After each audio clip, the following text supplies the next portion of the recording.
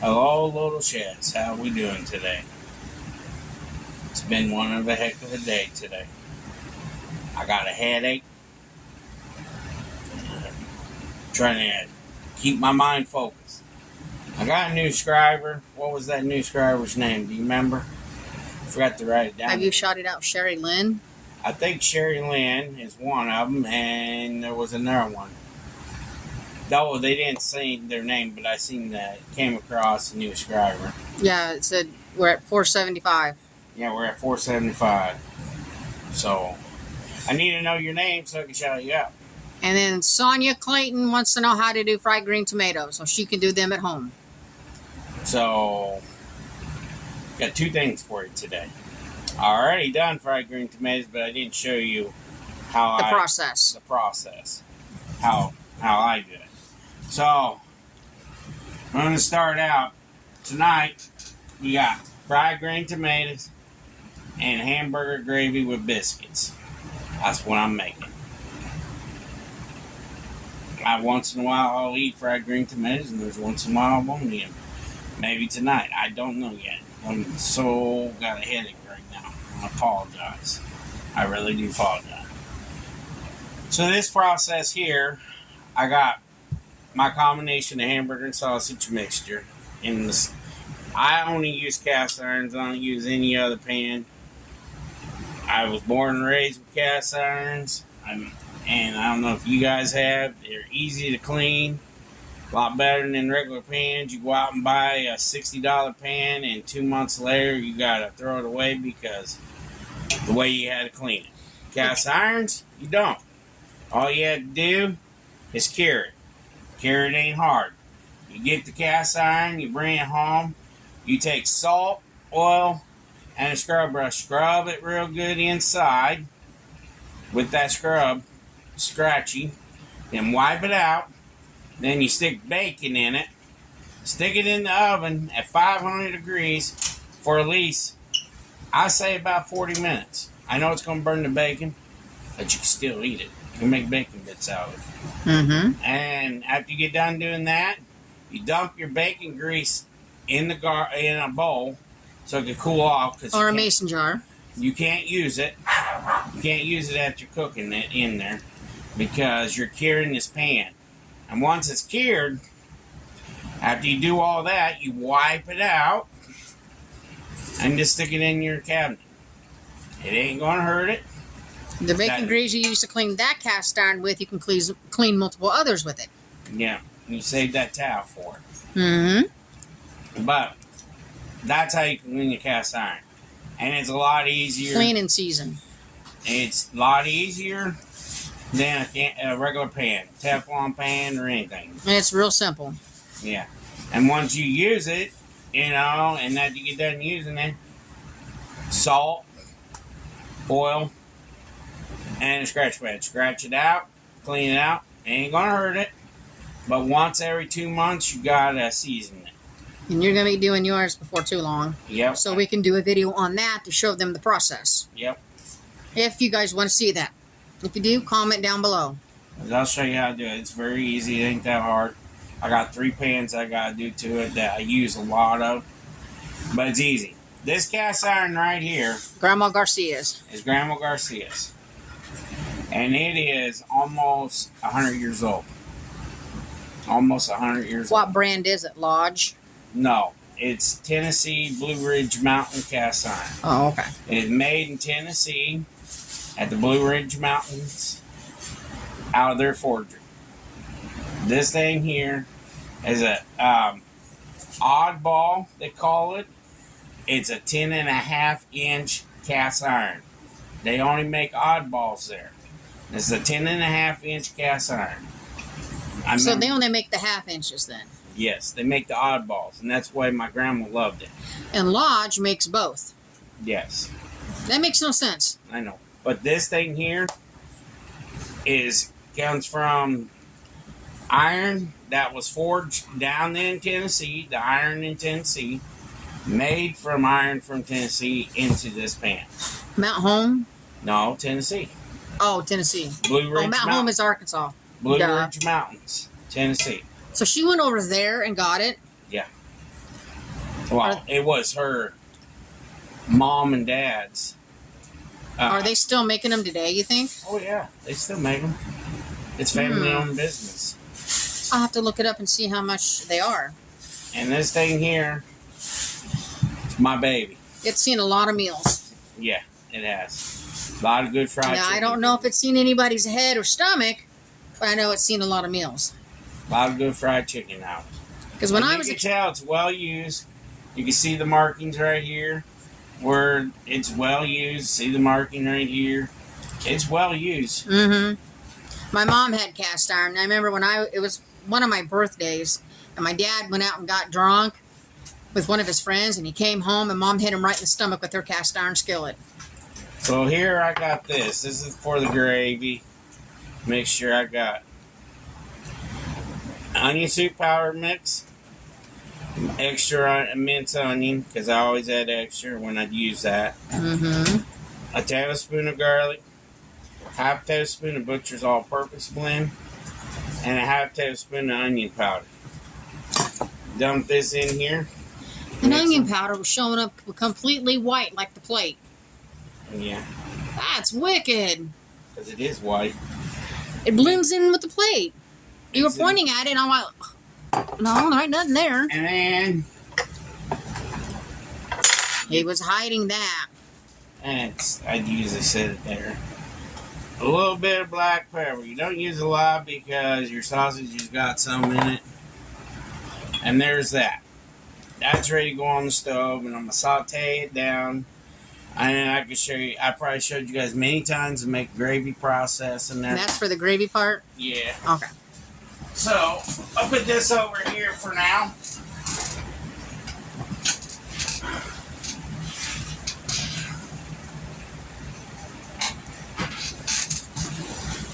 This here is Lodge cast iron, I think.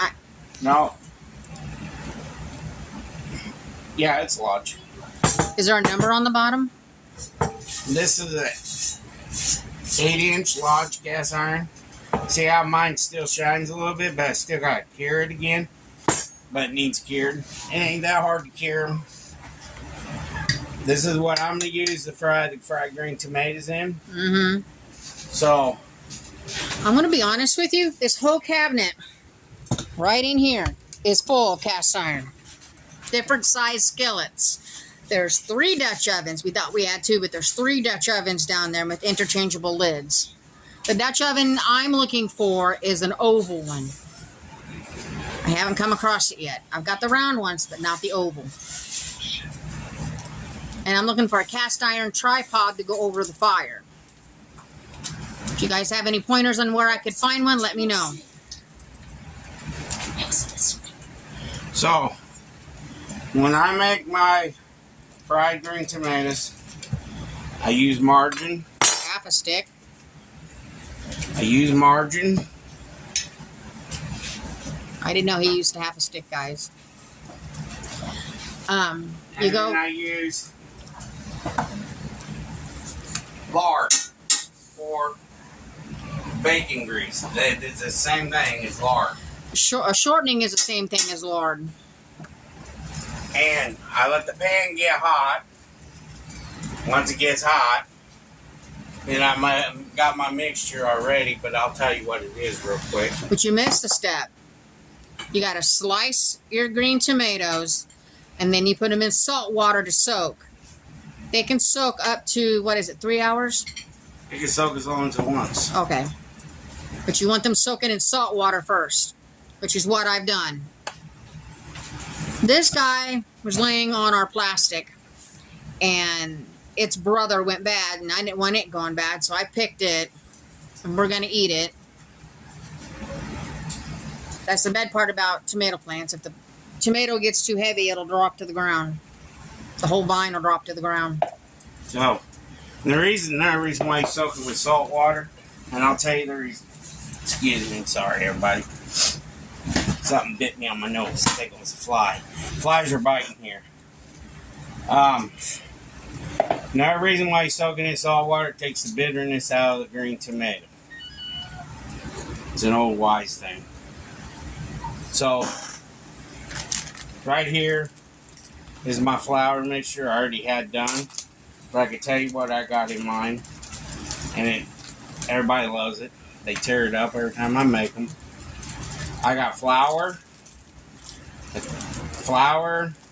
and it was bigger than this, but when you fry tomatoes in it, they're wilder than you get.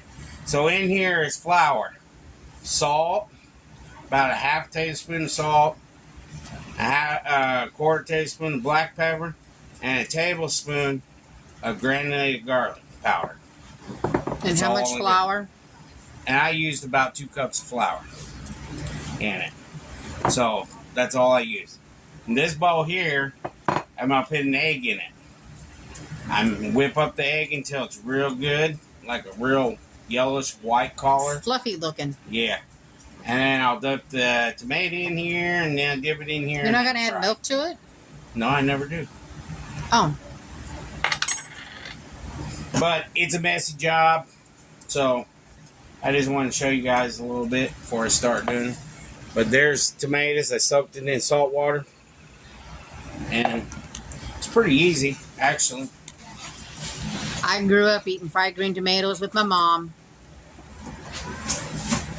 I love them. I love fried zucchini, too. And that watermelon is getting bigger. And another thing you can use this batter for is pumpkin blossoms. The blossoms off the pumpkins, the orange flower. I used to love that. You can take them blossoms off, about 4 or 5 of them, and put them in water for a little while so you can clean them up. And then you can dip it in egg wash in this flour and fry them. Very good. I learned something last night while we were watching. What was the Alaskans that we watched? Well, Simply Life of Alaskans or something like that. They picked dandelions and they made tea out of it. They made jelly. Yeah.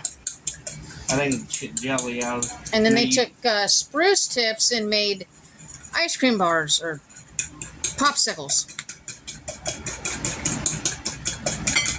I don't know if I'd eat daisies though. A lot of flowers out in the wilderness, you can mix it in tea. And that's what they say. And you learn that in cooking. Spruce tips, you can make a sauce out of it and put it over your fish. Fish is like one of them. A salsa or a sauce? A sauce. Sauce. They put it over fish. Is it thick or thin? It's like a thin sauce. Oh. You mix it with. You take spruce tips, cook them down till they're like the water's almost like a brownish color.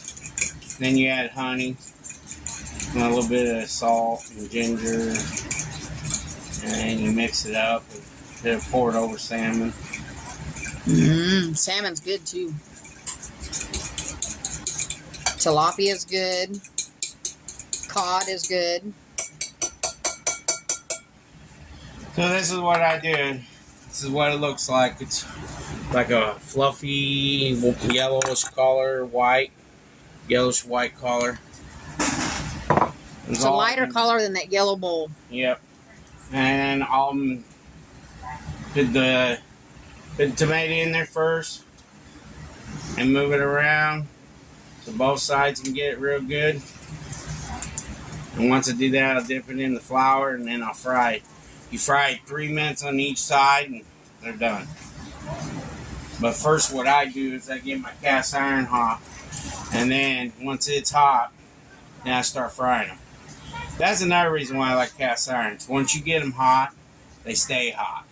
Cast irons makes the food taste better than a regular skillet. I'm sorry, I do. I like cast irons. I'm a cast iron man. I was raised on cast irons all my life.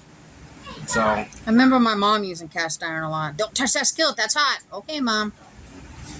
then I've been raised on. And you take a wide berth around that stuff because you're okay. I don't know if she just used it or not, but I'm not touching it. Let me get this hamburger cooked down. Once I get it cooked down, I'll be back and I'll show you how I make my gravy real quick, okay? So I'll be back in a few, you all. I'll see you in a few. Peace. Okay, Papa's back. Just add the flour and the water to this. Now I'm trying to cook it down. You turn the fire down. That's fried green tomatoes.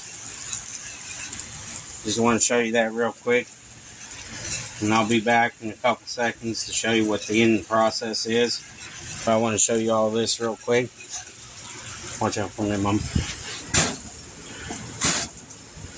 The tinfoil's catching on fire.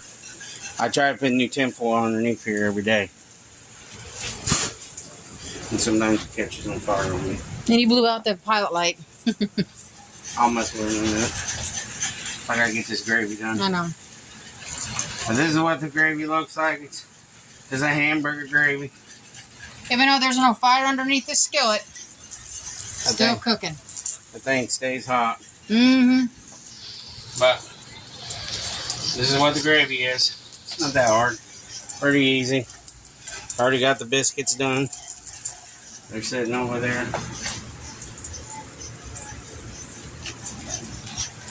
But the gravy's done. And I'll be back in a few minutes to show you the ending process, okay? So see you in a few. Peace. Alright, Papa's back. Got the hamburger gravy and tomatoes, fried green tomatoes. Mom's got her fried green tomatoes. She likes it.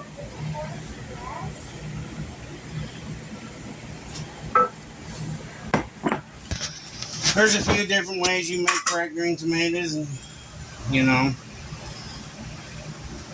as of right now, I'm making kids' plate. I bet you guys didn't know you could flour them and then freeze them.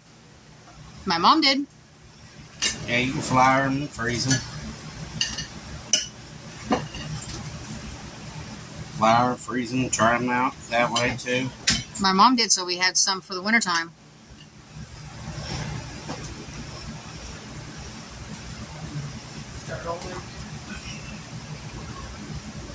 So, I got the kids' plate done. I was working on the kids' plate, sorry. But, they're in the bottom description below. Buy me coffee. I forgot to tell you about that last video. It helps us get utensils and stuff if we need it, and cooking supplies and stuff like that. Mm-hmm. That helps us out a lot. Appreciate the new subscriber. Y'all share this out and like me a lot, and appreciate it. Everything you guys do, I try to do back for you guys, but trying to do my best.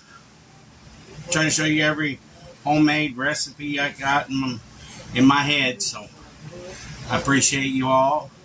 You all have a great day, and God bless you, and I love you all. Take care, little Chess. Peace.